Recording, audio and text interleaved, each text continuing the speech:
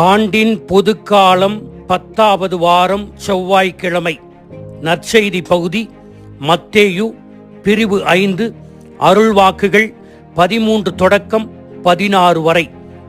Keith Miller என்கின்ற ஒரு ஆசிரியர் ஹேபிடேஷன் ஆஃப் டிராகன்ஸ் என்ற தனது புத்தகத்தில்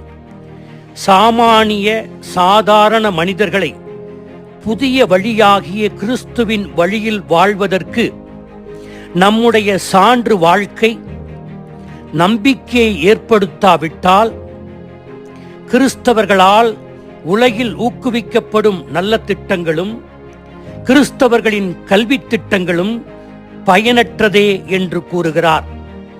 இன்றைய நற்செய்தி பகுதி இயேசுவின் மலைப்பொழிவில் வரும் ஒரு பகுதி.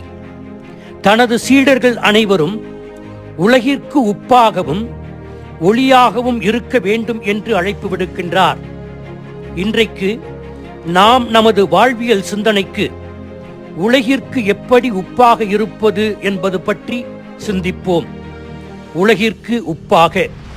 உப்பு தன்னகத்தே 4 குணங்களை கொண்டிருப்பது போல தனது சீடர்களும் அந்த 4 குணங்களை தங்கள் வாழ்க்கையில் பிரதிபலிக்க வேண்டும் என்று இயேசு விரும்புகிறார்.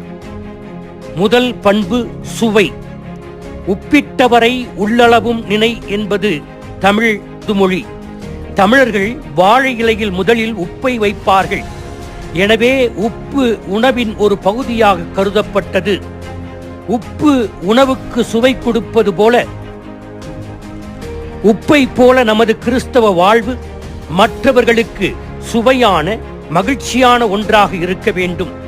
ஆனால் அதே உப்பை நாம் அதிகமாக சேர்த்துவிட்டால் அது சாப்பிட முடியாத அளவிற்கு போய்விடும்.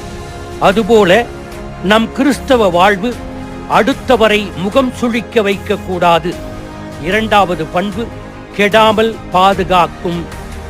இறைச்சி, மீன், பழங்கள், ஊறுகாய் போன்றவைகளெல்லாம் அழுகாமல் பாதுகாப்பதற்காக குளிர்சாதன இயந்திரங்களை கண்டுபிடிப்பதற்கு முன்பே பண்டைய காலத்தில் பதப்படுத்தும் கெடாமல் பாதுகாக்கும் பண்பை கொண்டது உப்பு. கிறிஸ்தவர்களாகிய நாம் சமூகத்தில் ஒரு கிருமி நாசினியாக செயல்பட வேண்டும். முன்னாள் IAS பணியிலிருந்து விருப்ப ஓய்வு பெற்ற மேதகு சகாயம் IAS ஒரு லஞ்ச கிருமி நாசினியாகவே சாட்சியம் பகர்ந்தார். லஞ்சம் தவிர்த்து நெஞ்சம் நிமிர்த்து என்பதே அவருடைய வாழ்வியல் விருதுவாக்கு. மூன்றாவது உப்பு தூய்மையானது. தூய்மையான சூரிய வெளிச்சத்தாலும் கடல் நீராலும் உருவாவதே வெண்ணிறத்தில் இருக்கும் உப்பு. உப்பு வெண்மையாக இருப்பதால் அது தூய்மையோடு தொடர்புள்ள ஒன்று. பழங்காலத்திலிருந்தே உப்பு இறைவனுக்கு கொடுக்கப்படும் காணிக்கைகளில் முக்கிய இடம் பெறுகிறது. லேவியர் 2:13 கடவுளின் உடன்படிக்கையாகிய உப்பை குறைவுபடாமல் உன் நேர்ச்சைகள் அனைத்தோடும் உப்பையும் படைப்பாயாக என்று கூறப்பட்டுள்ளது. அதனால்தான் இன்று அந்தோனியாருக்கு, செபஸ்தியாருக்கு, அன்னை மரியா போன்றவர்களுக்கு உப்பு காணிக்கையாக இன்றும் படைக்கப்படுகிறது அவர்களுடைய ஆலயத்தில். கிறிஸ்தவர்கள் பேச்சில் வாய்மையும் சிந்தனையில் தூய்மையும் நடத்தையில் நேர்மையும் உள்ளவர்களாக இருந்தால்தான் நாம் உலகிற்கு உப்பாக இருக்க முடியும். நாம் தன்னடக்கம் உள்ள ஒழுக்கச் சீலர்களாக வாழ வேண்டும் என்று எபிசேயருக்கு எழுதிய திருமுகத்திலே பவுலடியார் பல பண்புகளை வர்ணிக்கிறார்.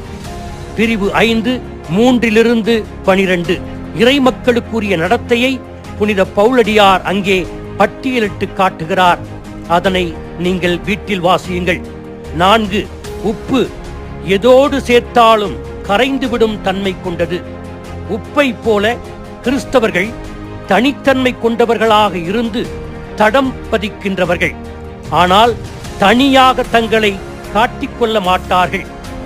மேன்மை மிகு இறையன்பு IAS தன்னுடைய ஒரு புத்தகத்தில் சொல்லுவார், இருட்டில் தடுமாறுகிறவர்களை விட புகழ் வெளிச்சத்தில் லைம்லைட் தடுமாறுகிறவர்களே இந்த உலகில் அதிகம் இருக்கிறார்கள். விளம்பர பிரியர்கள் பெரும்பாலும் சிறிய சிறிய இன்பங்களுக்கு அடிமையாகி தாங்கள் தனியாக தெரிய வேண்டும் என்று நினைப்பவர்கள் விளம்பர பிரியர்கள். கிறிஸ்தவர்கள் அப்படி இருக்கக்கூடாது. எனவே கிறிஸ்தவ வாழ்வு சுவையூட்ட வேண்டும். யாருடைய வாழ்வையும் கெடாமல் பாதுகாக்க வேண்டும். தூய்மையான வாழ்வை வாழ வேண்டும். பணியிலே கரைந்துவிட வேண்டும். அதற்காக இறைவனிடத்தில் வரம் கேட்போம். ஆமேன்.